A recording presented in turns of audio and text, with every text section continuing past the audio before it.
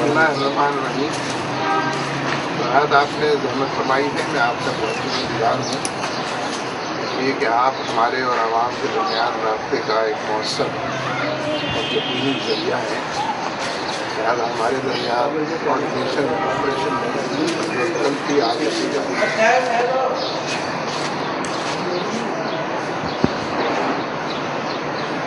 आज ही सुबह मरकज़ी मजलिस आमला का इजलास शुरू हुआ है और बहैसियत मजबूरी ये ऑब्ज़र्व किया गया है कि इंतखाबात के मामले में हुकूमत लहतुलाल से और टाल मटोल से काम ले रही है और जिस संजीदगी का मुजाहरा हुकूमत को इंतखाबात के सिलसिले में करना चाहिए उससे पहलू कहीं करना चाहिए। इसी तरह दूसरी बात हमने ये नोट की है कि वो सुप्रीम कोर्ट में भी इस पर गुफ्तगू हो रही है कि इंतखाबी अखराजात को कम करने, इंतखाबात को बैरूनी दबाव से आज़ाद करने के लिए जो इक़दाम किए जाने चाहिए उसकी तरफ हुकूमत को और इलेक्शन कमीशन को मुतवज्जह होने की ज़रूरत है। ज़ाहिर है कि इन तमाम कामों में अमल धारा की हैसियत को, प्रोपोर्शनल रिप्रेजेंटेशन को या मुतनासिब नुमाइंदगी को हासिल है, लेकिन अखराजात के नतीजे में जो ट्रांसपेरेंसी मुतासर होती है, जो हकीकी इंतखाबी कल्चर मुतासर होता है, उसको दुरुस्त करने के लिए ज़रूरी है कि वो तमाम इक़दाम किए जाएँ कि जिससे अखराजात भी कम हों और पैसे के बल पर नताइज को तब्दील करने या अपने मनपसंद नताइज हासिल करने की जो कोशिशें सरकार की तरफ से या बास पार्टी की तरफ से होती हैं उनको भी रोका जाए।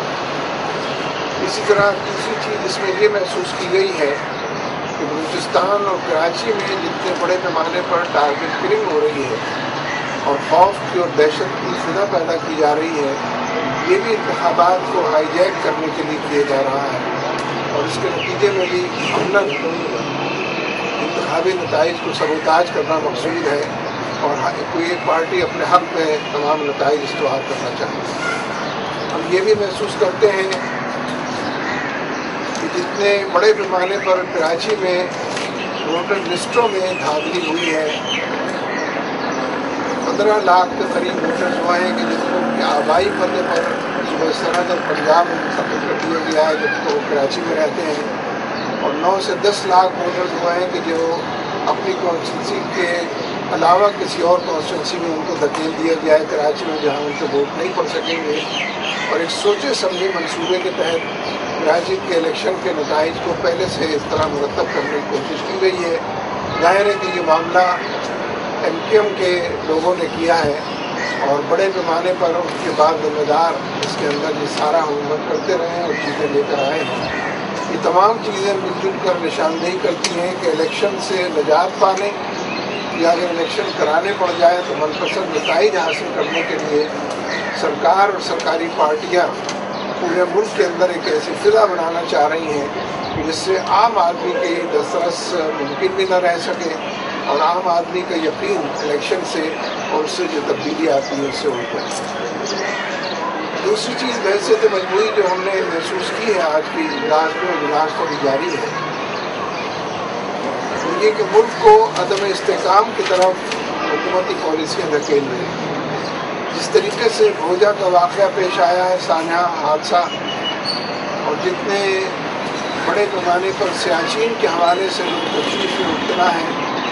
ये तमाम इक़दाम और उसके बाद जो फॉलोअप है वो जिस कदर कमज़ोर है, वो इस बात को जाहिर करता है कि मुल्क को अदम इस्तेकाम का शिकार किया जाए, मुल्क के बारे में मायूसी को बढ़ाया जाए और मुल्क के अंदर जो कुव्वतें मज़बूत और तामीरी काम करना चाहती हैं और लोगों को मिलजुल कर आगे बढ़ने की तरफ ले जाना चाहती हैं, उनको उनकी हिम्मत शिकनी की जाए और डिस्करेज की जाए। इसलिए हम इस अज़्म का भी इजहार इस मीटिंग के ज़रिए से करना चाहते हैं कि हम मुल्क को कानून के और आइन के दायरे में लाने की कोशिश करेंगे और कल हम बलूचिस्तान भी जा रहे हैं, वहाँ इंशाअल्लाह बड़ा जलसा भी करेंगे और एक से ज़्यादा जलसे करेंगे लोरालाई में भी और कोयटा में भी, ताकि लोगों को मुस्बत पैगाम दिया जाए और बड़े पैमाने पर लोगों के अंदर अगर मायूसी फैलाने की कोशिश की जा रही है तो उस पर तो बंद बातें बहुत शुक्रिया। सर, आज फिर इत्तेहाद के हवाले से बातचीत हुई तो जमात इस्लामी आइंदा इंतखाबात में किन जमातों से? देखिए, एक इत्तेहाद तो वो है कि जो सरकारी सतह पर बन गया है, इसमें पीपल्स पार्टी और ANP और MKM और मुस्लिम लीग आप शामिल हैं, और कुछ और पार्टियां भी बराह रास्त या बिलवास्ता ताउन दे रही हैं, आसिफ जरदारी से मुलाकात करके या अमरीकी सफीर से मुलाकात करके इसका इंदिया दे रही हैं, तो वो भी इस तरह के किसी इत्तेहाद को फीज़ेबल समझती हैं और उसको शामिल हो सकती हैं। लेकिन यकीनी तौर पर किसी और का नाम लिया नहीं जा सकता, अलबत्ता इशारे जो हैं वो भले किए जा सकते हैं। तो ये इत्तेहाद तो हर कीमत पर इक़्तिदार को अपनी गिरफ्त में रखने के लिए वजूद में आया है, और इस पूरे अरसे में भी उसने आवाम के मसाइल हल करने के बजाय उनके मसाइल में इजाफा किया है और बेयकीनी फिजा को मजबूत किया है। बाकी जितनी जमातें हैं वो सब एक दूसरे से राब्ते में तो ज़रूर हैं, हम भी तमाम जमातों से राब्ते में हैं, लेकिन अभी ये कहना कबल इस वक्त होगा कि क्या फिर वाक़ई किसी के साथ इलेक्टोरल अलायंस उनकी सतह पर या किसी सूबे की सतह पर हो जाएगा, या सिर्फ एडजस्टमेंट के हवाले से अपना परचम अपना निशान रखते हुए मुख्तलिफ पार्टियों से मुख्तलिफ सूबों में एडजस्टमेंट की तरफ हम बढ़ेंगे। होमवर्क जारी है और उस होमवर्क का जायज़ा हमने ज़रूर लिया है और ये देखने की कोशिश की है कि कहाँ कहाँ कितनी पेशरफ्त हुई है और मुख्तलिफ जमातों की तरफ से कितनी यकीन दहानियाँ और कितनी यकीनी सिग्नल्स जो हैं वो मौसूल हैं। तो मैं समझता हूँ कि अभी मैच्योर नहीं हुई हैं तमाम चीज़ें, इंतखाब के ऐलान के नतीजे में चीज़ें बाद यकीनी और मैच्योर सूरत इख्तियार करेंगी, तो हम उस तरफ बढ़ रहे हैं और आने वाले दिनों में इस सिलसिले में अपनी बात कर सकते हैं। कुछ गुजारिश थी कि एक साल शायद इसको डिले कर दिया जाए इंतखाबात। जी हाँ, कम अज़ कम 2 स्टेटमेंट ऑन रिकॉर्ड हैं। एक हाजी बदौर साहब का जो वज़ीर रेलवे हैं, उन्होंने 1 साल मुलतवी करने की बात की थी। दूसरे आगा सिराज दुरानी का जो वज़ीर बल्दियात है सूबा सिंध में, उन्होंने भी 1 साल मुलतवी करने की बात की थी। ज़ाहिर है कि ये दोनों इतने बाइख्तियार नहीं है कि अपने तौर पर इस तरह की बात कह सकें, ये तो हिज मास्टर्स वॉइस ही रखते हैं। इसके नतीजे में ये समझा जा सकता है कि हुकूमत बौखलाई भी है